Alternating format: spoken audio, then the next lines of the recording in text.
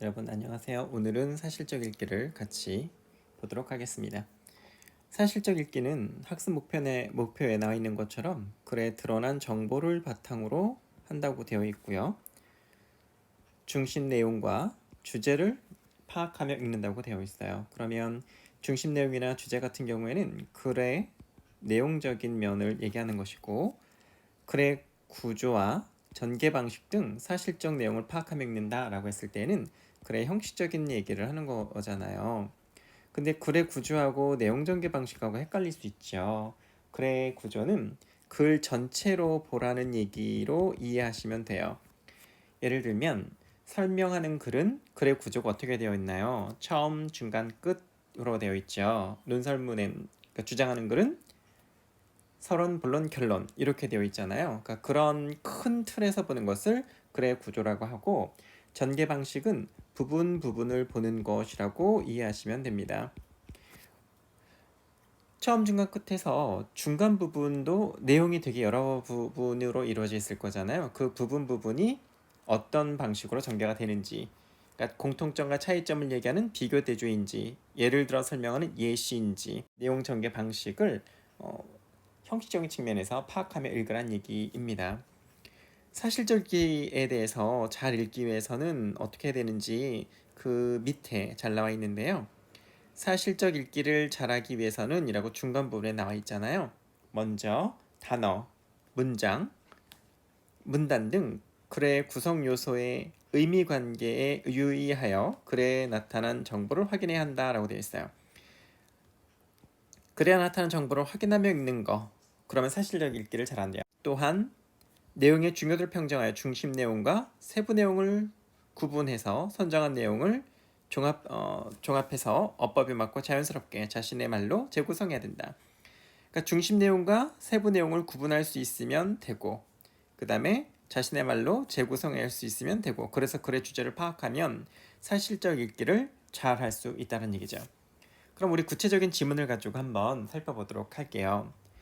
제목이 미세먼지의 실체라고 되어 있어요. 뭔가의 실체를 밝히는 거잖아요. 그럼 이 제목 속에서 이 글은 주장하는 글일 것 같아요. 설명하는 글일 것 같아요. 미세먼지 실체를 하나하나 밝혀내는 거기 때문에 설명하는 글에 가깝다고 우리는 느낄 수 있을 것 같아요. 그죠? 이건 설명하는 글일 것 같아요. 글 밑에 보라색 글씨로 친절하게 설명이 되어 있어요. 이 글은 미세먼지 종류와 생성 원리, 기상 조건과 미세먼지의 상관관계를 설명하고 있다. 설명하는 글 맞잖아요. 그쵸? 자, 글에 드러난 정보를 바탕으로 중심 내용, 주제, 내용적인 면, 글의 구조와 전개 방식, 형식적인 면 이런 걸 파악하며 읽어보자 라고 되어 있으니까 우리는 중심 내용, 주제, 글의 구조, 전개 방식 이런 것들을 파악하면서 읽어보도록 합시다. 그럼 이제 단락단락에서 처음, 중간, 끝으로 나눠야 하는데 이걸 다 읽어보고 처음, 중간, 끝이 어딘지 한번 보도록 할게요. 그리고 어디가 중심 부분이고 어느 부분이 세부적인 내용인지를 하나하나 살펴보도록 합니다. 자, 첫 번째 문장 보세요. 언제부터인가 미세먼지가 많은 사람의 관심을 받고 있습니다. 지금 미세먼지 실체를 밝힌다고 했는데 미세먼지가 많은 사람들의 관심을 받고 있대요. 이 문장을 썼어요. 그럼 미세먼지가 어떻게 관심을 받고 있는지, 언제부터 관심을 받기 시작했는지 이런 얘기를 하지 않을까요? 공기 중에 떠돌아다니는 조그마한 액체 혹은 고체 알갱이를 일컫는 미세먼지. 자, 미세먼지란 이런 거야 라고 개념풀이를 해줬잖아요. 공기 중에 떠돌아다니는 조그만 액체 혹은 고체 알갱이, 그걸 미세먼지라고 해. 개념에 대한 얘기를 했으니까 이거는 설명 방법이 정의이지요. 자, 이렇게 부분을 어떻게 전개해 나가고 있는지를 보는 걸 뭐라고 한다고 그랬어요? 전개 방식이라고 했죠. 이 글의 전개 방식은 여기에 정의를 쓰고 있는 거죠. 미세먼지에 대한 정의. 우리는 언제부터 미세먼지에 관심을 기울이게 되었을까요? 물었어요. 물었으면 어떻게 해야 될까요? 대답이 있어야 되겠죠. 언제부터일까요? 라고 대답을 해줘야 될 텐데 그 대답이 어디 있나 한번 볼게요. 미세먼지 관련 뉴스가 보도된 횟수를 살펴보면 사람의 관심이 어떻게 변해왔는지 짐작할 수 있습니다. 그러니까 사람들의 관심이 어떻게 됐는지 연도별로 한번 살펴볼게요. 그 말일 텐데요. 2000년 초반까지만 해도 2만 건이 채 안 되던 미세먼지 관련 보도가 지난 몇 년간 급격히 증가합니다. 특히 2014년을 기점으로 라고 했어요. 그러면 언제부터일까요? 2014년부터요? 라고 대답할 수 있을 것 같아요. 2014년을 기점으로 폭발적으로 늘어나는데 2014년에는 4만 건 이상, 2016년에는 6만 건 이상이 보도가 되었죠. 자, 그럼 여기 첫 번째 단락의 내용을 우리가 정리를 해보자면 사람들이 뭐에 대한 관심을 갖기 시작했다? 미세먼지에 대해서. 미세먼지에 대한 관심이 언제부터이다? 2014년도부터다. 2014년 이후에 미세먼지에 사람들이 관심을 갖기 시작했다라고 하는 것을 설명한 건데, 그래서 이 첫 번째 단락의 중심 내용이 되는 문장은 첫 번째 문장이었던 거예요. 언제부터인가 사람들의 관심을 미세먼지가 받고 있습니다. 그런데 그게 언제부터인지 세부 내용으로 하나하나 다음 문장부터 설명을 했잖아요. 그렇죠? 그게 첫 번째 단락의 얘기고, 그럼 두 번째 단락을 가볼게요. 실제로 우리나라의 미세먼지 농도가 증가했기 때문에 미세먼지 관련 보도가 늘고 대중의 관심이 높아진 것일까요? 또 물어봤어요. 자, 이 글은 묻고 답하는 방식으로 이루어져 있나 봐요. 묻고 답하는 게 굉장히 많이 나올 것 같아요. 그죠? 미세먼지가 PM10 농도의 변화로 변화를 살펴보면 지난 20년간 서울의 미세먼지 농도는 큰 틀에서 계속 감소하고 있습니다. 이렇게 되어 있어요.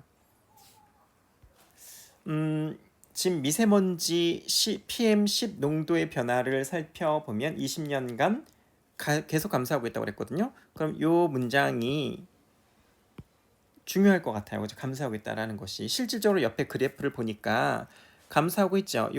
그쵸? 이렇게 감소하고 있잖아요. 미세먼지 농도가 큰 틀에서 계속 감소하고 있다는 게 이 그래프를 통해서도 연도별에 따라서 보이고 있는데요. 그런데 지금 묻는 건 뭐였어요? 우리나라의 미세먼지 농도가 증가했기 때문에 관련 보도가 늘어서 관심이 높아진 걸까요? 그랬단 말이에요. 그런데 실질적으로는 농도가 계속 감소하고 있어요 라고 했단 말이에요. 그렇다면 이 말은 무슨 말일까요? 대답은 아니지만 계속 감소하고 있다는 말을 왜 해야 할까요? 미세먼지의 농도 증가하고 대중의 관심은 관련이 없다는 얘기죠. 미세먼지 농도 변화 증가와 대중의 관심은 관련이 없다. 그 얘기를 하는 거죠.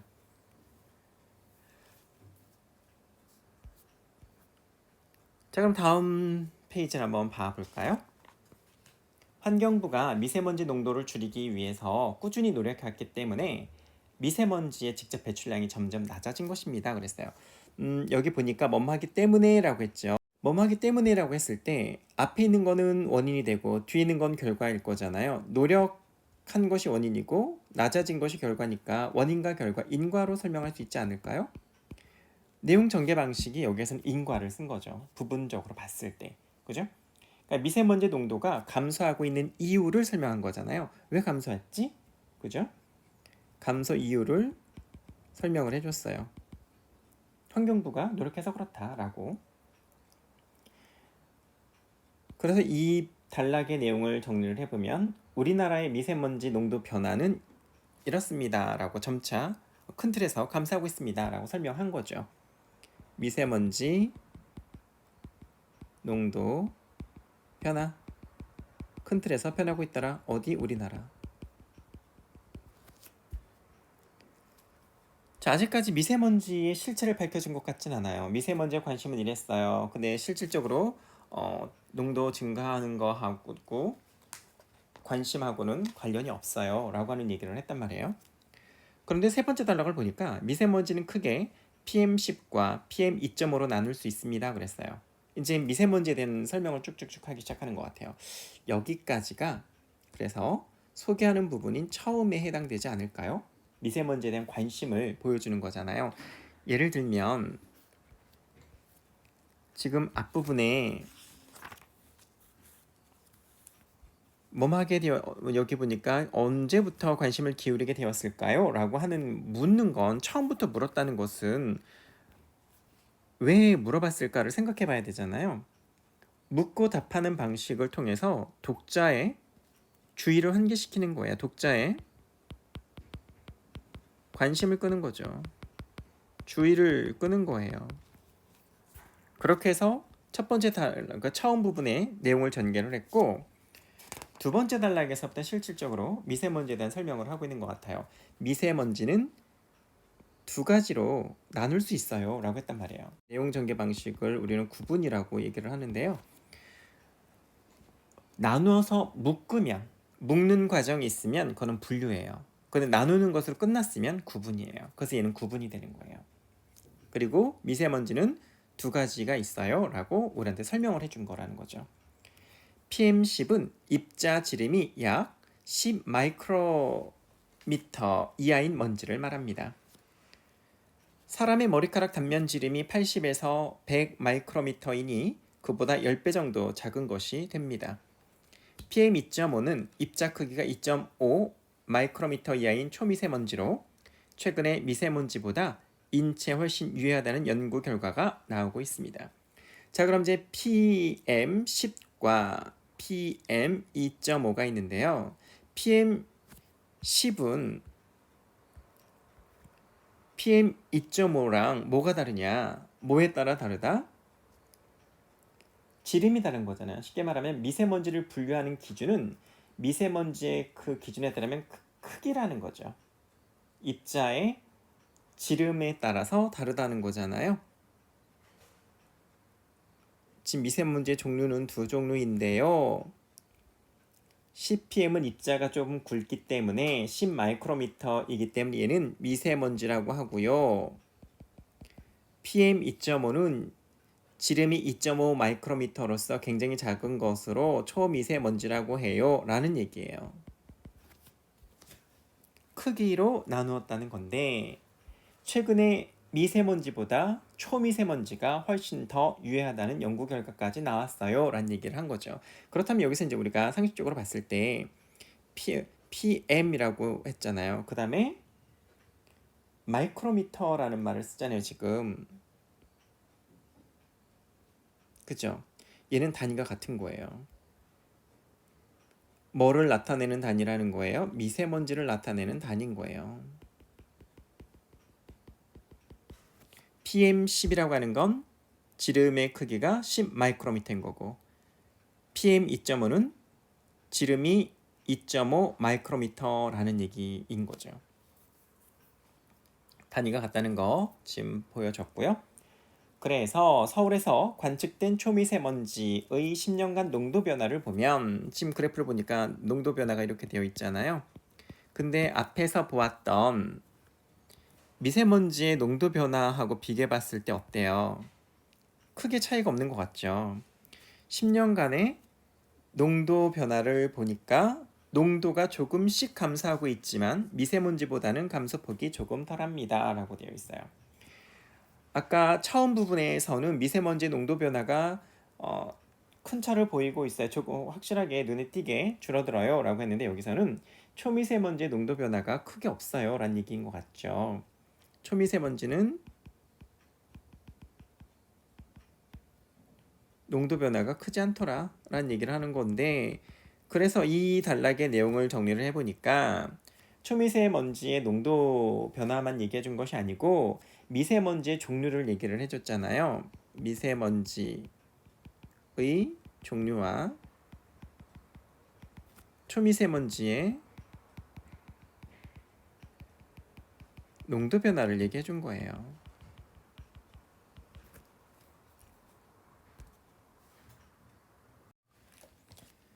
이어서 그 다음 단락을 보도록 하겠습니다.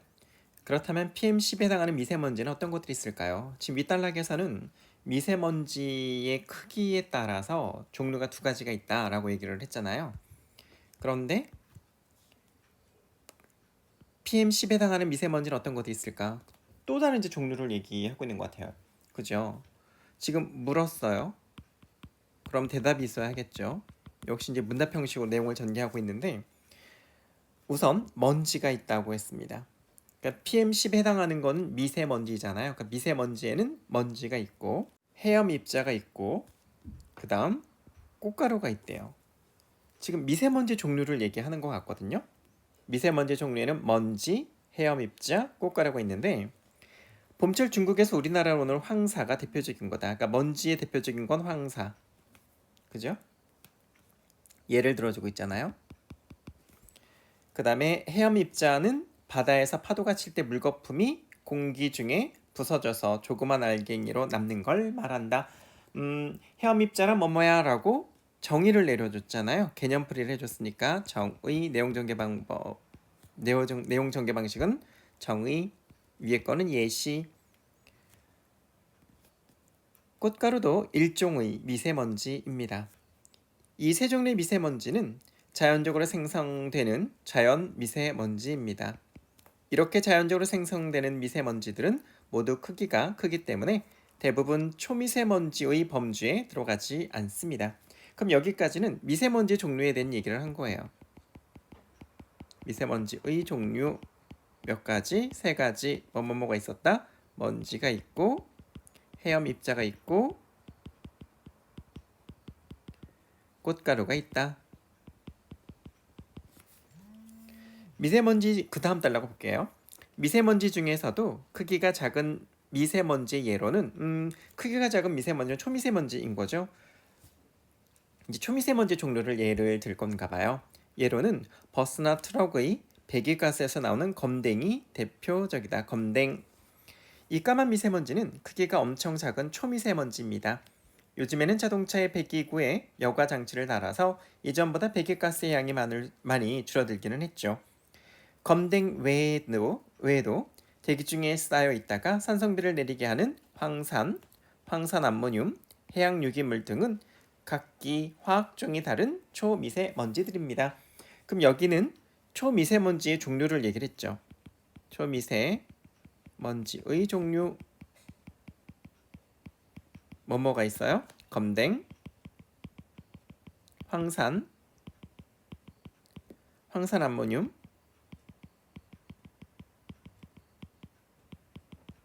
해양유기물.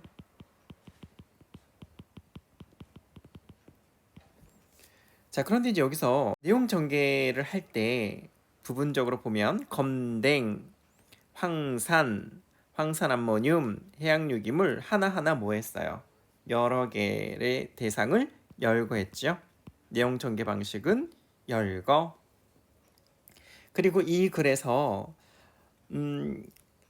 핵심 문장이 될 만한 것은 이 부분인 거죠. 결국에는 검댕 외에도 이런 먼지들입니다 라고 얘기하는 것. 그죠?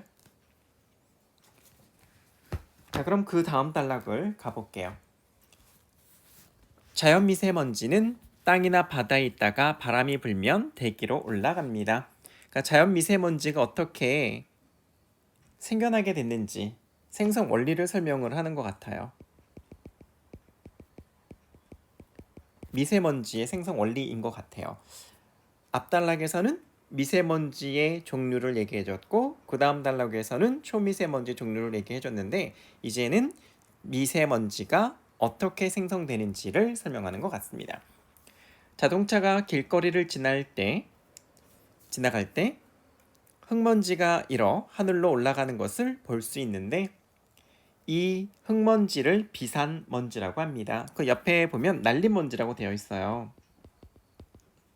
비산먼지라고 하는데 미세먼지의 생성 원리는 땅이나 바다에 있다가 바람이 불면 위로 올라가는, 대기로 올라가는 건데 자동차가 길거리를 지나갈 때 흙먼지가 일어나는 것이 바로 그런 발생 원리에 의해서 생겨나는 거예요. 그걸 바로 우리는 비산먼지라고 불러요 라고 얘기를 하는 거죠. 그래서 비산먼지의 발생 원리를 설명을 해줬고 이것도 미세먼지 농도를 높이는 중요한 원인 중 하나가 되죠. 황사도 이와 같은 원리로 발생을 합니다. 지금 황사하고 지금 비산먼지하고 원리가 같다고 그랬어요. 이와 같은 원리로 똑같이 공통점이 원리가 같습니다. 땅이나 바다에 있다가 바람이 불면 대기로 올라가는 원리가 같아요. 공통점을 얘기했으니까 비교가 되지 않을까요? 내용 전개 방식이. 흙이 많은 동아시아의 아주 건조한 땅에 강한 바람이 불면 흙먼지가 하늘로 떠오르고 그것이 우리나라까지 날아오는 게 바로 황사이죠. 황사의 발생 원리도 결국에는 바람이 불어서 흙먼지가 하늘로 올라가서 생겨난 거다. 근데 그게 우리나라까지 오는 거다. 그게 바로 황사다. 이런 얘기를 한 거잖아요. 여기서 동아시아라고 하는 것은 우리나라도 동아시아잖아요. 그러니까 우리나라를 포함해서 또 일본을 포함해서 중국이나 몽골 등을 말하는 거겠죠. 중국이나 몽골 등에서 그런 건조한 지역에서 바람이 불었을 때 흙먼지가 하늘로 올라가게 되고 그래서 황사가 생겨나고 우리나라까지 오게 된다. 이런 얘기를 했죠. 그래서 여기까지 내용을 이제 최종적으로 정리를 해보면 미세먼지의 생성 원리를 설명한 거예요. 그럼 그 다음 달은 뭐에 대한 생성 원리를 얘기하겠어요? 초미세먼지의 생성 원리를 얘기하겠죠. 초미세먼지의 생성 원리는 조금 다릅니다. 그랬어요. 조금 다르대요. 누구랑? 미세먼지랑 다르대요. 계속 읽어볼게요. 더운 여름날 냉장고에 있던 음료를 꺼내면 표면에 물방울이 생기죠. 이거는 하나의 예를 들고 있네요. 예시도 있네요. 예를 들고 있으니까 여름날 냉장고에 있던 음료를 꺼냈을 때 예. 그리고 추운 날 아침에는 밤에 안개가 끼고요. 이것도 예시이죠. 이는 공기 중에 수증기가 서로 달라붙는 은결 현상이 일어났기 때문입니다. 지금 은결 현상에 대한 얘기를 하고 있지요. 아까 미세먼지의 생성 원리는 뭐였어요? 땅이나 바다에 있다가 바람이 불면 대기로 올라가는 거였잖아요. 그런데 초미세먼지의 생성 원리는 은결 현상인 거죠. 초미세먼지도 이와 같은 은결 현상에 의해 생성됩니다. 공통점이잖아요. 더운 여름날 냉장고에 있던 음료를 꺼내서 봤을 때 물방울이 생기는 현상이나 추운 날 밖에 안개가 끼는 현상이나 그 다음에 초미세먼지가 일어나는 현상이나 같잖아요. 그럼 그 내용 전개 방식은 뭐가 되겠어요? 비교가 되겠네요. 공통점을 가지고 얘기하니까. 단 물방울은 수증기가 재료라서 인체에 무해하지만 초미세먼지는 재료가 그렇지 않습니다. 좀 해롭습니다 라는 얘기죠. 물방울에서의 수증기는 무해하지만 초미세먼지는 유해해요 라고 하니까 대조의 설명 내용 전개 방식을 사용하고 있지 않을까요? 그래서 여기까지 내용을 보면 초미세먼지의 생성 원리를 설명해주고 있는 거죠.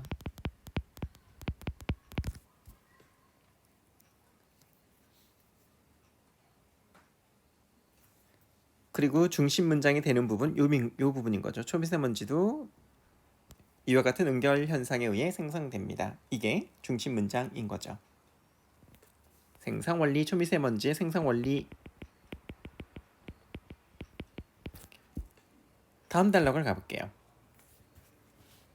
초미세먼지를 생성하는 대표적인 물질은 이산화황, 질소화합물, 암모니아, 유기기체, 열거하고 있죠. 내용 전개 방식 열거. 이 물질들은 어떻게 초미세먼지를 생성해낼까요? 질문했죠? 물었죠? 그러면 이어서 대답이 나오겠죠? 대답이 바로 그 밑에 있는 거 아닐까요? 초미세먼지를 생성해내는 원리를 물어봤고 그 다음 단락에서는 원리를 설명하고 있을 거란 말이에요. 그죠? 여기까지 내용을 두 개 단락을 내용을 묶어서 한번 정리를 해봅시다.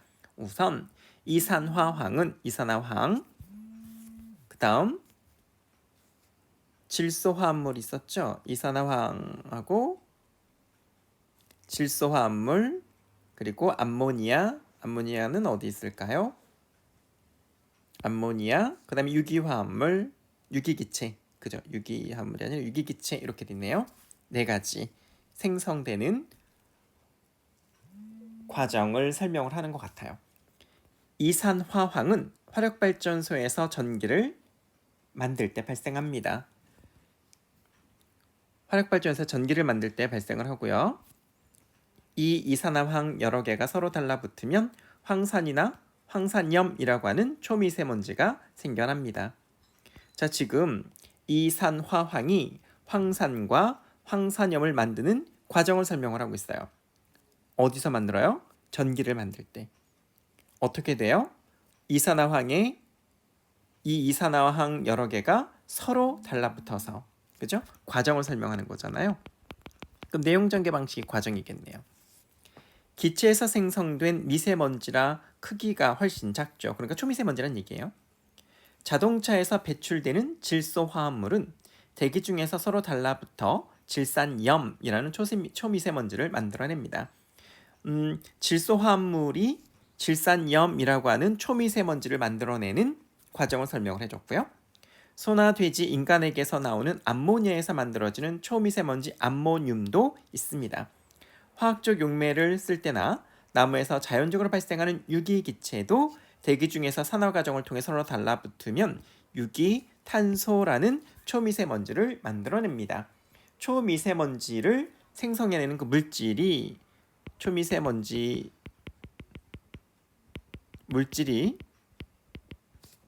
초미세먼지를 만들어내는 과정을 설명한 거예요.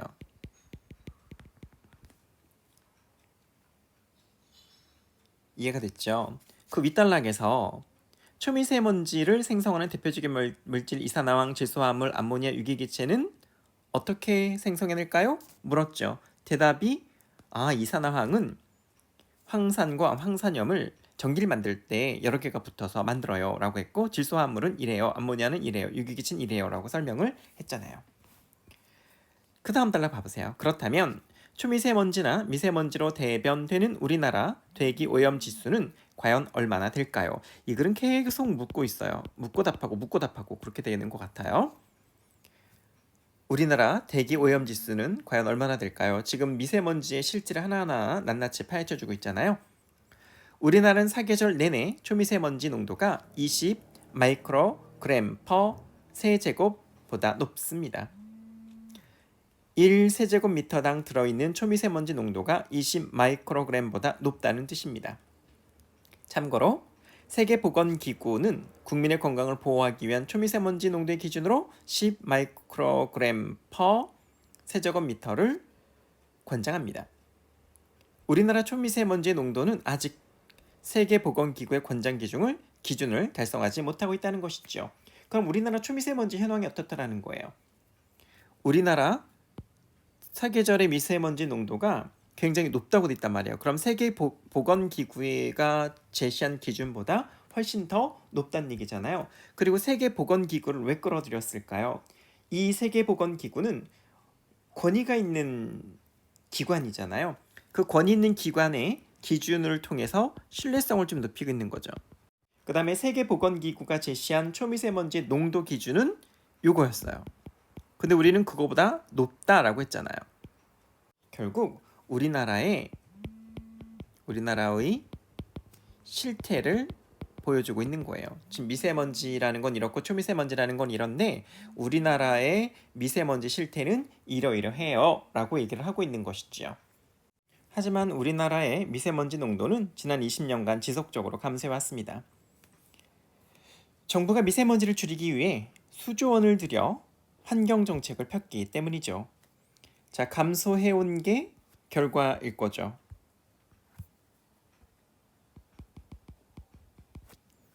그 다음에 환경정책이 원인이 된 거죠.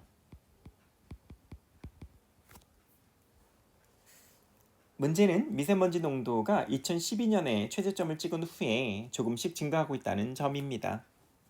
그러니까 우리나라의 미세먼지 현황이 사계절 내내 농도 자체가 20 마이크로그램 퍼 세제곱보다 높다고 하는 실태를 부가적으로 설명을 해주고 있는 거죠. 2012년에 최저점을 찍었다가 조금씩 증가하고 있다라고. 그래서 여기까지 내용을 정리해보면 우리나라의 미세먼지 실태를, 우리나라의 실태를 보여주고 있는 거예요. 세계보건기구의 기준보다도 훨씬 더 높다. 미세먼지 농도는 20년간 감소해왔지만 문제는 2012년에 최저점을 찍었다가 조금씩 증가하고 있더라 하는 얘기를 한 거고, 그 다음 단락을 보니까 왜 미세먼지 농도가 다시 증가하고 있을까요? 물었잖아요 또. 그럼 이제 대답을 해야죠. 기상 조건과 미세먼지 농도의 상관관계를 보면 알 수 있습니다. 기상 조건이라는 것이 이제 나왔어요. 기상 조건에는 여러 가지가 있을 거잖아요. 그런데 풍속이 빠르면 풍속이라는 기상 조건이 있어요. 그다음에 밑으로 쭉 가봤더니 다음 단락에 기압이라는 기상 조건이 있어요. 그 다음에 그 옆 페이지로 가봤더니 지구 온난화라고 하는 기상 조건이 있어요. 이 세 가지의 조건과 관련이 있다는 얘기죠. 결국 미세먼지 농도가 증가하고 있는 이유가 뭘까요? 라고 했더니 기상 조건과 관련이 있어요. 기상 조건에는 풍속, 기압, 지구 온난화와 관련된 건데요. 그런 것 때문에 미세먼지 농도가 증가하고 있는 거예요. 라고 얘기를 하는 거죠. 풍속이 빠르면, 자, 기상 조건 첫 번째, 풍속이 빠르면 오염물질이 대기에 잘 섞입니다. 굴뚝에서 같은 양의 이산화, 황이 나오더라도 바람이 세게 불면 주변 공기와 잘 섞이기 때문에 미세먼지나 대기오염 물질의 농도는 낮아집니다. 그러니까 바람이 빨리빨리 불면, 그러니까 바람이 되게 빠르고 세면 미세먼지 농도가 낮아진다는 얘기잖아요. 그죠? 풍속이 빠르면 대기오염 물질 농도는 낮아집니다. 우리나라의 미세먼지 변화를 살펴보기 위해 과거 20년간 미세먼지 농도의 평균을 낸 다음에 매년 미세먼지 농도가 어떻게 변화했는지 계산해봤습니다. 20년 동안의 평균을 0으로 삼고 0보다 위에 있으면 미세먼지 농도가 높았다, 대기오염이 심했다 라고 판단할 수 있죠. 계산 결과를 보니 2012년에 제일 낮았고 이후에 조금씩 증가했습니다. 그 윗단락의 마지막 부분에서 얘기한 거를 지금 부연 설명하고 있죠. 똑같은 연구를 풍속에도 적용해 보았습니다. 20년간 풍속의 평균을 내고 매년 편차를 비교해 보니 2012년에 바람이 가장 세게 불었고 이후에 풍속이 줄어들었습니다. 그래서 미세먼지 농도가 증가하고 있는 것입니다. 그 얘기잖아요. 결국엔 풍속과 미세먼지의 관련성을 찾은 거죠. 이 부분부터 이 부분까지 내용을 보면 풍속과 미세먼지의 관련성을 얘기해주고 있는 거예요. 그러니까 상관 연구 방법을 사용했는데 관련이 있더라, 그 얘기인 거죠. 다시 말해 요약이잖아요. 다시 말해 우리가 같은 양의 오염물질을 배출하더라도 대기와 덜 섞이는 기상 조건이 되고 있다는 겁니다. 그러니까 풍속이 빠르지 않다라는 거죠. 풍속의 저하가 미세먼지 농도의 증가를 많은 부분 설명해주고 있는 것이지요. 이게 제일 중요할 것 같네요. 이게 핵심 문장일 것 같아요. 중심 문장이 될 것 같아요. 미세먼지와 풍속의 관계에 대한 연구 결론이죠. 관련이 있다라는 얘기, 연구 결과인 거예요. 연구 결과 보니까 관련성 있어요. 뭐와 뭐가? 풍속과 미세먼지가. 자, 그 다음에는 이제 두 번째 기후 조건인 기압을 볼게요. 기압도 미세먼지 농도에 영향을 주는 중요한 요인입니다. 이게 중심 문장이 되겠네요. 대부분 고기압일 때 미세먼지의 농도가 높게 나타납니다. 2013년 1월 베이징의 미세먼지 농도가 1000 마이크로그램 퍼 세제곱미터까지 올라갔습니다. 우리나라에서는 미세먼지 농도가 100 마이크로그램 퍼 세제곱미터만 되어도 마스크 착용을 권장하며 야외 활동을 자제하라는 안내문이 나갑니다. 이때 한반도를 비롯한 동아시아가 고기압의 영향권에 있었습니다. 이때가 어느 때일까요? 위에서 베이징의 미세먼지가 올라갔던 때가 언제예요? 2013년이잖아요. 2013년 1월이죠. 2013년 1월 동아시아의 기압 상황이 이렇더라.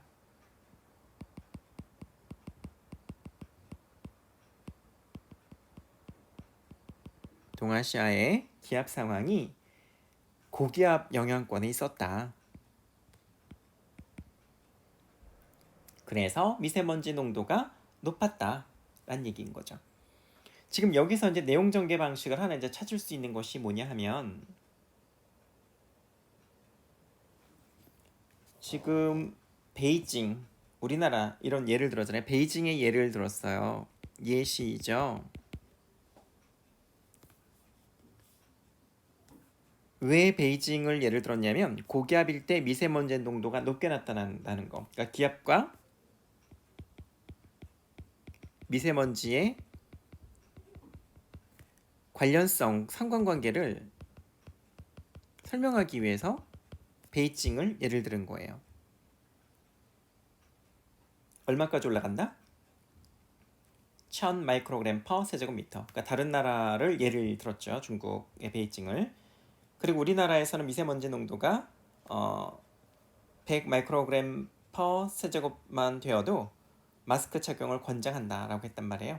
그러니까 지금 베이징의 미세먼지 수치가 굉장히 높은 수준이라고 하는 것을 우리나라하고 좀 비교해서 설명을 하고 있는 거죠.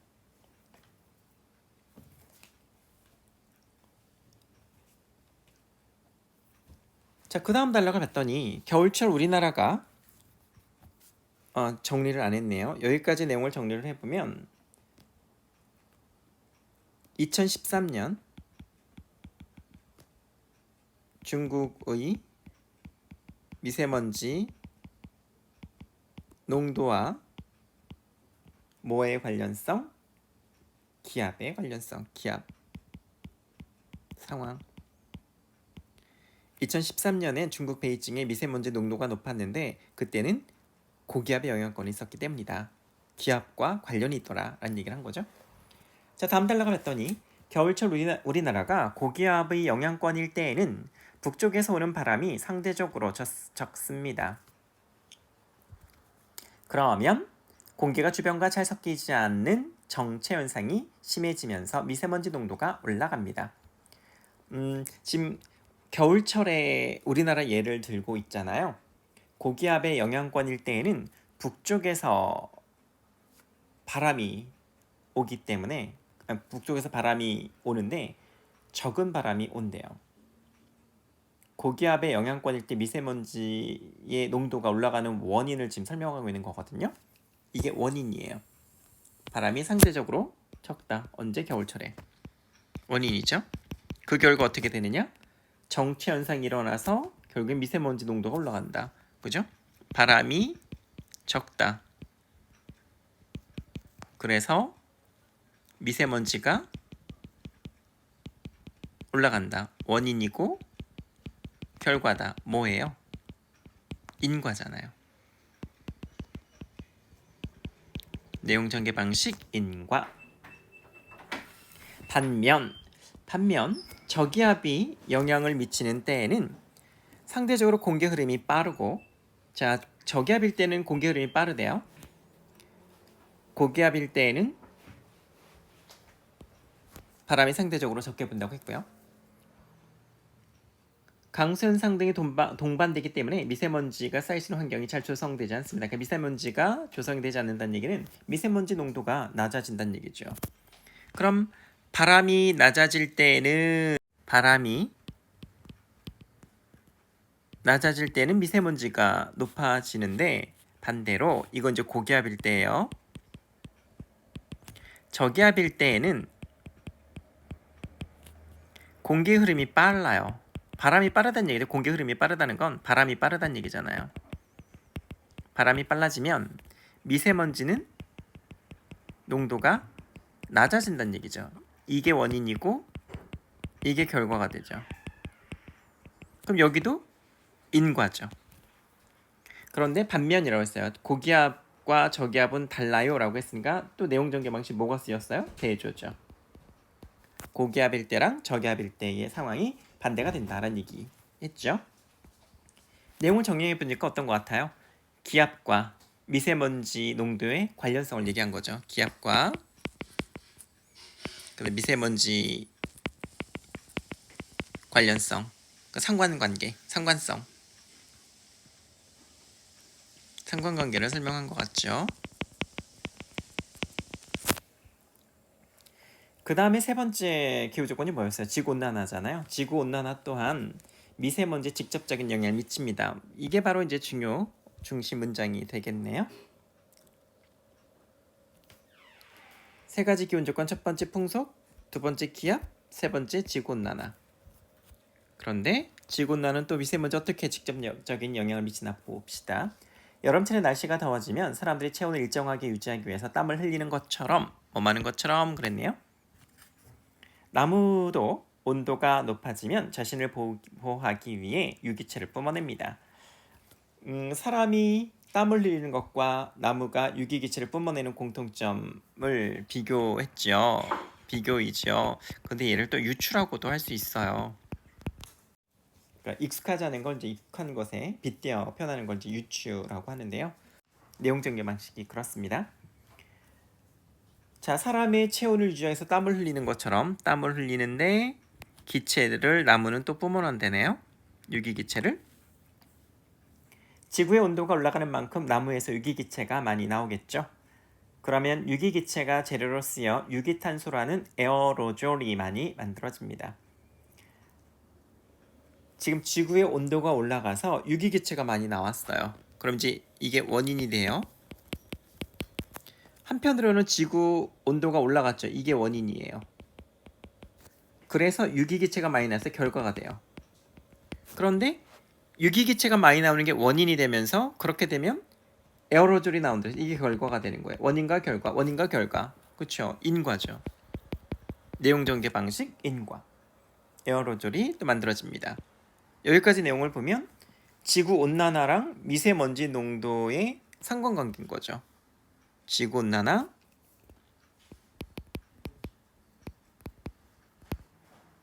미세먼지 상관관계. 온도가 높아지면 유기기체가 많이 나오고 유기기체가 많이 나오면 에어로졸이라고 하는 유기탄소가 나오고. 그 다음 단락을 봤더니 거꾸로 미세먼지가 기후에 영향을 끼치기도 합니다. 미세먼지가 기후에 영향을 끼치는 사례도 반대 사례도 얘기를 했네요. 요것도 중심 문장일 것 같아요. 그죠? 1991년 필리핀의 피나투보 산에서 일어난 화산 폭발을 예로 들 수 있습니다. 예시네요.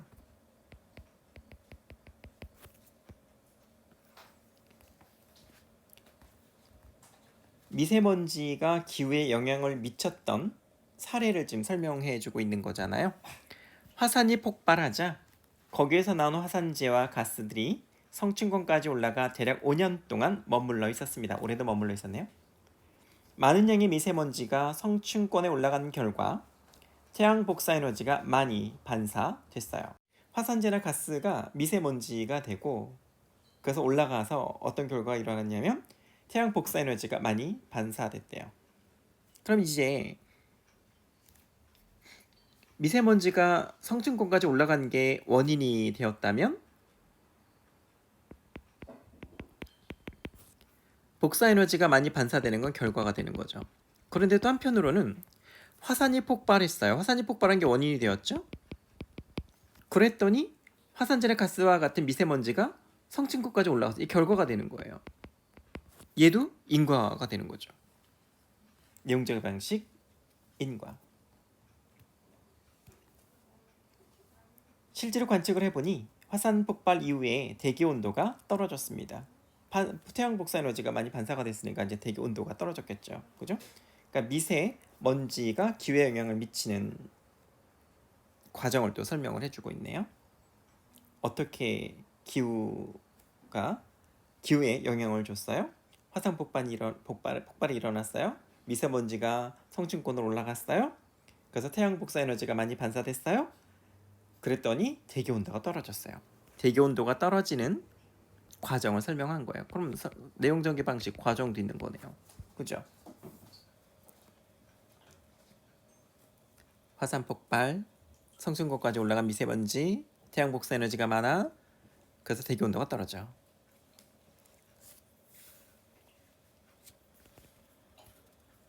한편으로 이게 또 원인과 결과가 될 수도 있죠. 원래 온도로 회복되는데 5년이나 원래 온도로 회복되는데 5년이나 걸렸죠. 여러 기후 변화 모델에 미세먼지를 넣고 모의 실험을 해보니 비슷한 결과가 나왔습니다. 미세먼지는 직접 햇빛을 반사하거나 구름에 영향을 끼쳐서, 그러니까 미세먼지가 뭐에 영향을 준다는 얘기예요? 기후에 영향을 준다는 거죠. 미세먼지가 기후에 영향을 준다는 거죠. 그래서 기후에 중요한 역할을 한다는 사실을 알게 됐죠. 여기까지 내용을 그럼 정리를 해보면 미세먼지가 뭐에 미친다고요? 그렇죠. 미세먼지가 기후에 영향을 미친다고요.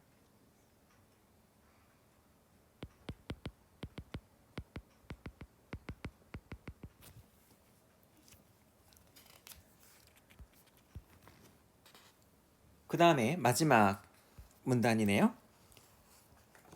과학자들은 인공위성을 쏘아 올려 지구의 대기가 어떻게 변하는지 시시각각 측정하고 있습니다.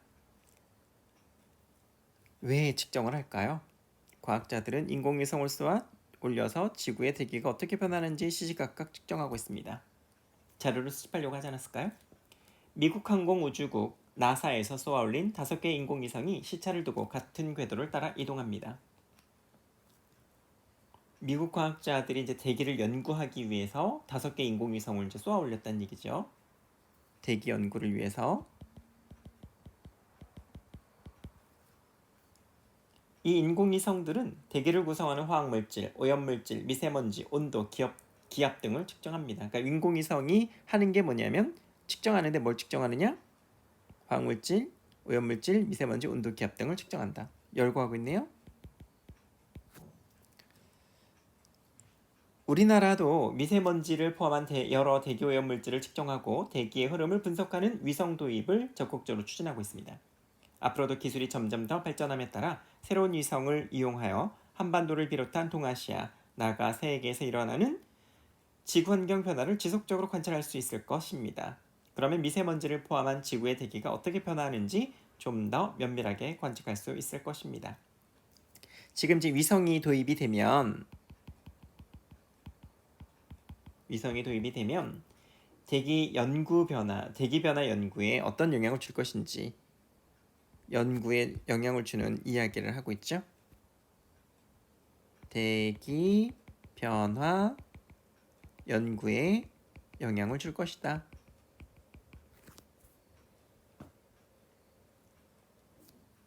그 얘기는 앞으로는 이렇게 될 거예요 라고 하는 전망인 거잖아요. 전망으로 끝을 맺은 거죠. 대기 변화 연구의 전망이죠.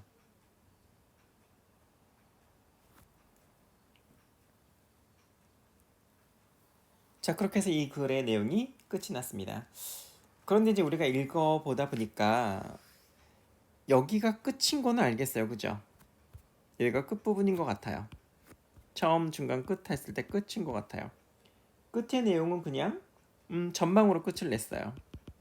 그럼 그 앞달락까지는 중간이 되지 않았을까요? 여기까지는 중간인 것 같아요. 어디서부터 중간일까요? 미세먼지에 대해서 하나하나 설명하기 시작한 데가 어디예요? 미세먼지를 하나하나 설명하기 시작한 것이 여기부터였던 것 같아요. 그죠? 세 번째 단락부터 중간이 시작되는 것 같아요. 처음 부분의 내용은 미세먼지에 대한 관심, 그 다음에 농도 변화, 이런 걸로 독자들의 주의를 환기시켰고, 중간 부분에서는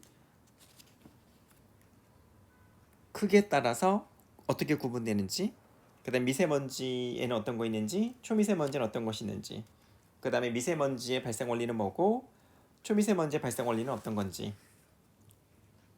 그 다음에 우리나라의 미세먼지 현황은 어떤지, 그리고 기후 조건과 미세먼지의 관계는 어떤 관계인지, 그렇게 해서 미세먼지가 왜 증가하고 있는지를 보여줬어요. 풍속이니 기압이니 지구온난화니, 그런 얘기를 해줘서 결국에는 미세먼지에 대한 이러저러한 정보들을 줬던 거죠. 그리고 나서 전망을 내놓은 게 끝부분이었던 거잖아요. 그럼 이 중간의 내용은 미세먼지에 대한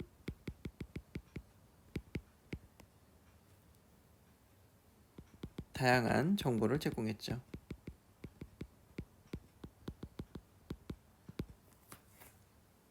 어떻게 구분하는지, 뭘로 구분하는지, 종류는 뭐가 있는지, 생성 원리는 뭔지, 미세먼지 농도가 증가하는 거랑 어떤 거랑 관계가 있는지 이런 거를 설명을 했던 것이죠. 그렇게 해서 처음 증가 끝이라고 하는 글의 구조까지 보았고요. 이 글은 설명문인 것 같았잖아요. 우리가 읽어봤을 때 확실하게 설명문이죠. 그래서 내용을 읽어보니까 전체적인 이제 그 핵심 내용을 통해서 주제를 도출을 해보라고 했었잖아요. 이 글은 뭐에 대해서 얘기를 한 건가요? 미세먼지에 대한 얘기를 한 거죠. 미세먼지에 뭐를 얘기를 했나요? 미세먼지의 종류와 생성 원리, 그 다음에 기후조건과의 상관관계에 대해서 얘기를 했죠. 이거를 이제 하나하나 다 설명을 한 거잖아요. 이런 것들이 다 다양한 정보가 되죠. 미세먼지에 대한 다양한 정보를 우리한테 주는 거라고 얘기할 수가 있습니다. 그리고 이 글을 읽어보니까 어떤가요? 이 글의 특징이 있죠. 특징을 보니까 너무 많긴 한데 미세먼지에 대해서 설명할 때 쓴 방법이 되게 다양했어요. 일단 문답 구조였어요. 문답 형식의 구조, 내용 전개. 그 다음에 이 글을 읽어볼 때 뭐 그래프도 활용했고, 그죠? 그래프라든지 뭐 사진이라든지 이러한 시각 자료를 활용했어요. 시각 자료를 활용했다는 얘기는 이해를 도왔죠. 그리고 또 어떤 특징이 있었나요? 미세먼지를 설명하기 위해서 다양한 내용 전개 방식을 활용했어요.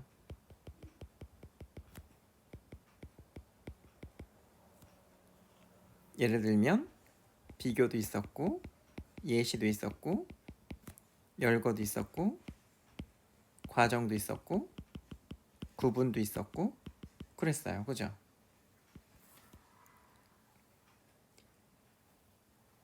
다양한 내용 전개 방식을 활용해서 이해도를 높이려고 했던 거죠. 그리고 이 글은 뒷부분에 보니까 그 출처가 분명한, 예를 들면 세계보건기구와 같은 신뢰성을 줄 수 있는 기관을 얘기를 했죠. 출처가 분명한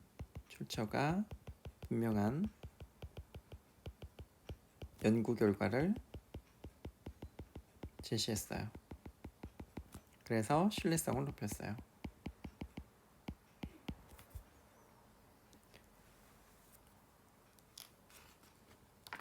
이렇게 이 글의 특징을 우리가 잡을 수 있을 것 같습니다. 이해가 되었죠? 오늘은 여기까지 하겠습니다.